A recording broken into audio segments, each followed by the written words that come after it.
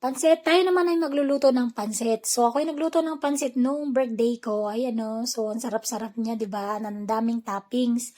So, ang ginawa ko, ako ay nag-isa lang ng bawang sibuyas. Tapos, dalawang liempo na cut na part ng porky. Ginahit ko na maliliit. Saka ako nilagay dyan para magisa.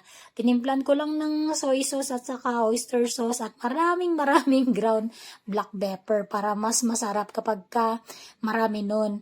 Naglagay din ako ng tubig para magluto dun sa karne at nilagay ko na yung aking mga gulay. Ayan o, so ganyan lang kadali. Magluto ng pancit may version. Naglagay din ako dyan ng chicken cubes. Yes po, chicken cubes yung nilagay ko kahit na pork yung sahog niya. Iniwalay ko na yung mga gulay at saka ako nilagay na yung bihon dun sa kanyang sabaw.